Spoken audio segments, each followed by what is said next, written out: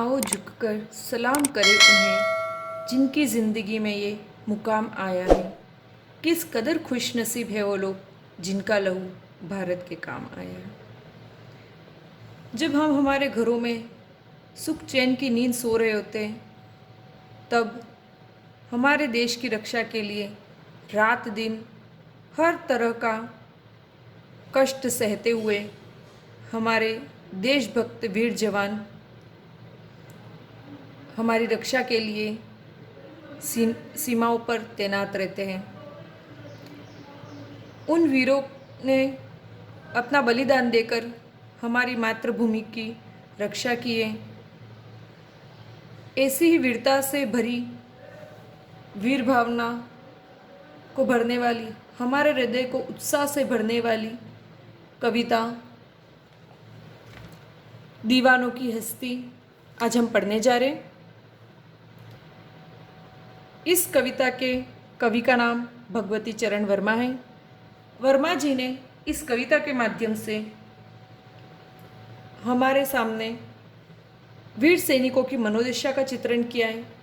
किस प्रकार वीर सैनिक अपनी आखिरी सांस तक अपने देश की रक्षा के लिए अपना आत्म बलिदान देते हैं। कविता का शीर्षक है दीवानों की हस्ती। दीवानों, ये शब्द वीर सैनिकों के लिए आया है।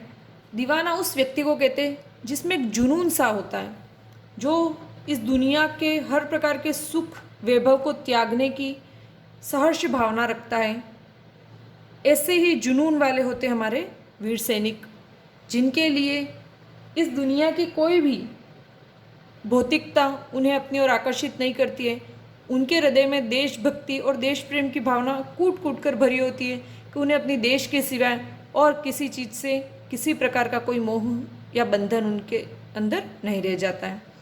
हस्ती का मतलब है अस्तित्व, कि हमारा क्या अस्तित्व है। वीर सैनिक अपना अस्तित्व, अपने हस्ती के बारे में इस कविता में बता रहे हैं। इस कविता में वीर रस है, स्थायी भाव है उत्साह, तथा खड़ी बोली हिंदी में लिखी यह कविता बहुत ही सरल शब्दों में लिखी है, जिसको पढ़ते ही हमें उनका अर्थ स्पष्ट हो जाता है। तो चलिए शुरू करते आज की कविता, हम दीवानों की हस्ती। हम दीवानों की क्या हस्ती है, आज यहाँ कल वहाँ चले, मस्ती का आलम साथ चला, हम धूल उड़ाते जहाँ चले। पहला पैराग्राफ में कवि कह रहा है कि जो वीर सैनिक है उनके मन में यह भाव होते हैं कि वो कहते हैं कि हम दीवानों की क्या हस्ती, कि हमारा क्या अस्तित्व इस दुनिया में है, आज यहाँ कल वहाँ चले, कि हमारा जीवन घुमक्कड़ जीवों की भांति है, कि हमारे जीवन में एक जगह स्थायी रूप से बसना एवं जीवन के सुख वैभव को लूटना नहीं है, बल्कि हम उन दीवानों की भांति है जो आज तो यहाँ है, अगले ही पल कहीं और। मस्ती का आलम साथ चला, हम धूल उड़ाते जहाँ चले। लेकिन हमारे हृदय में जो देश प्रेम की भावना है वो हम जहाँ जहाँ जाते वहाँ पर फैलाते जाते हैं। आलम का अर्थ है माहौल। हम धूल उड़ाते जहाँ चले, यहाँ धूल शब्द देश प्रेम की भावना के लिए ना, कि जहाँ जहाँ ऐसे वीर सैनिक आगे बढ़ते जाते हैं, वो जिस जगह से गुजरते हैं वहाँ के लोगों में भी वो अपने तरह मदमस्तता देश के लिए प्रेम की भावना भरते जाते। आए बनकर उल्लास अभी, आंसू बनकर बह चले अभी, सब कहते ही रह गए अरे तुम कैसे आए कहाँ चले। वीर सैनिकों ने जैसा कि बताया कि हम तो दीवाने हैं, हमारे जीवन में किसी चीज़ का कोई स्थायित्व नहीं है। आज हम यहाँ हैं और अगले ही क्षण हम कहीं और भी हो सकते हैं। तो जब वो अपने घर पर लौट के आते हैं, आए बनकर उल्लास अभी, तो वीर सैनिक जब अपने ड्यूटी से छुट्टी उनको मिलती है और अपने घर जाते हैं, तो जैसे ही वो अपने घर में कई महीनों और कई सालों के बाद लौट के जाते हैं, तो उनके जाने से उनके घर में खुशनुमा माहौल होता है। सब उल्लासित होते, सब प्रसन्न चित्त होते, सब खुश होते। लेकिन अगले ही पल उन्हें अपनी जो ड्यूटी है, उनका जो कर्तव्य है वो भुला लेता है। उनका जो फ़र्ज़ है उसके कारण उन्हें वापस ही अगले ही पल अपना घर छोड़ना पड़ता है। और जैसे ही वो जाने लगते हैं, आंसू बनकर बह चले, तो उनके जाने की खबर जैसे उनके घर वालों को, उनके प्रियजनों को मिलते, तो उनके आंखों से आंसू बहने लगते हैं। सब कहते ही रह गए, अरे तुम कैसे आए, कहाँ चले गए। और जैसे ही घर वालों को पता चलता है कि इतने ही थोड़े से वक्त में उनको वापस से अपने देश की रक्षा करने के लिए सीमा पर जाना होगा, तो वैसे ही घर वाले कहते हैं कि तुम अभी तो आए थे और इतना शीघ्र वापस जा रहे हो। लेकिन उनके लिए अपनी कर्तव्य भावना, कर्तव्य निष्ठता सबसे बढ़कर रहती है। वो अपने मोह के सारे बंधनों को तोड़ चुके हैं और इसलिए वो एक पल के लिए तो अपने घर में होते हैं और अगले ही पल जब उन्हें उनका कर्तव्य बुलाता है, उनका फ़र्ज़ बुलाता है, तो वो अपने घर बार को छोड़ करके फिर से अपने देश की सेवा में लग जाते हैं। किस ओर चले यह मत पूछो, चलना है बस इसलिए चले, जग से उसका कुछ लिए चले, जग को अपना कुछ दिए चले। कि वो अपने घर वालों को बोलते कि तुम किसी भी प्रकार के कोई प्रश्न हमसे मत करना। अपने प्रियजनों से सैनिक कहता है कि हमारी क्या मंजिल होगी, हमारे जीवन का कितना समय है, या फिर हमारे जीवन के बारे में किसी भी प्रकार के कोई प्रश्न हमसे मत पूछो, क्योंकि इस जीवन का एक एक क्षण मातृभूमि को समर्पित है और यह जीवन कब समाप्त हो जाए, कब अंत हो जाए, इसका कोई ठिकाना नहीं। तो हम किस ओर चले यह आप मत पूछना, बस हमें चलना है कि हमारे लिए जो आदेश है, जो मातृभूमि की रक्षा के लिए जो कार्य हमारे लिए करनी है, वो कार्य हमें करना है और हमें चलते रहना है। जग से उसका कुछ लिए चले, कि इस संसार में हम आए हैं और इस संसार से हमने जो कुछ सीखा है और जग को भी हमने हमारे से जो कुछ बन पड़ा वो दिया है, कि इस मातृभूमि से में ने हमको पाल पोस कर बड़ा किया है, इस दुनिया ने हमको बड़ा किया है और जग को अपना सब कुछ दिए चले। कि हम जिस जग यहाँ पर मातृभूमि के लिए है ना, कि मातृभूमि ने हमको हमारा पालन पोषण किया, हमें इतनी सारी सुख सुविधाएं दी है, हमने उससे उन सुख सुविधाओं को भोगा है। लेकिन आज वो वक्त आ गया है कि हम अपनी मातृभूमि के लिए कुछ अर्पण भी करें। तो हमने मातृभूमि से कुछ प्राप्त भी किया था और अपने कर्तव्य के रूप में मातृभूमि को जो कुछ हमसे हो सका वो अर्पित भी किया। दो बात कही दो बात सुनी, कुछ हंसे और फिर कुछ रोए, छक कर सुख दुख के घूंटों को हम एक भाव से पिए चले। इस जीवन में हमने अच्छा वक्त भी देखा, बुरा वक्त भी देखा। दो बात कही दो बात सुनी, कि हमने हमारे मन में जो भाव थे, जो प्रेम था, वो सभी दूसरे लोगों तक पहुंचाया, अभिव्यक्त किया तथा दूसरों के से मिलने वाले प्रेम को का आस्वादन किया और उनसे मिलने वाली बातें इत्यादि हमने सुनी। कुछ हंसे और फिर कुछ रोए, कि हमने हमारे जीवन में हंसे मतलब सुख भी देखा और रोए मतलब दुख भी देखा, कि हंसे भी हम हमारे जीवन में, रोए भी। छक कर सुख दुख के घूंटों को, छक कर मतलब चख कर, कि हमने आस्वाद किया किसका, सुख और दुख का। सुख और दुख विलोम शब्द है ना, कि हमने जीवन में अच्छा वक्त भी देखा और बुरा भी, कि अच्छे और बुरे दोनों समय का हमने आस्वादन किया। हम एक भाव से पिए चले, लेकिन ना तो हम सुख में अति उल्लासित हुए, ना ही दुख में अति दुखी। कि हम जीवन में चाहे हमें सुख प्राप्त हुआ चाहे दुख प्राप्त हुआ, प्रत्येक परिस्थिति में हम समभाव से रहे। कि जीवन का यथार्थ है कि प्रत्येक व्यक्ति के जीवन में ये दो पहलू आते हैं, कभी सुख होगा तो कभी दुख निश्चित रूप से होगा। तो ये सैनिक कहते हैं कि हमने हमारे जीवन में इन सारी भावनाओं से हम ऊपर उठ चुके हैं, चाहे हमारे जीवन में सुख के क्षण आए चाहे दुख के क्षण, लेकिन हमने इन सभी क्षणों को समान भाव से जिया है। ना तो हमने सुख में बहुत ज़्यादा खुश हुए, ना ही दुख में हम बहुत ज़्यादा दुखी हुए। कि ना हमने सुख में अपने कर्तव्य से अपना मुख मोड़ा, ना हमने दुख में अपने कर्तव्य से मुख कभी मोड़ा। कि जीवन में जब परिवार तथा अपना शादी विवाह और बाल बच्चे इत्यादि जो जीवन के सुख थे, वो सुख भी हमें ना तो कभी अपने देश के प्रति अपने कर्तव्यों से दूर कर पाए, और ना ही हमारे वीर भाई सैनिकों की मृत्यु या फिर उनके जो त्याग बलिदान के बाद हमें जो दुख हुआ उनसे बिछड़ने का, तो उस अपने परिवारजनों से या अपने प्रिय मित्रों से बिछड़ने का दुख भी हमें कभी अपनी मातृभूमि से विमुख नहीं कर सका। हम हर परिस्थिति में समभाव के साथ आगे बढ़ते चले। हम भिकमंगों की दुनिया में स्वच्छंद लुटाकर प्यार चले, हम एक निशानी सी उर पर ले असफलता का भार चले। आगे कवि कह रहा है कि हम भिकमंगों की दुनिया में, कि दुनिया ऐसी है जहाँ पर बहुत सारे लोग हैं जिनके पास मूलभूत आवश्यकताएं भी नहीं है, मतलब वो उनके पास जीवन के जो मूलभूत साधन होने चाहिए उनका भी अभाव है।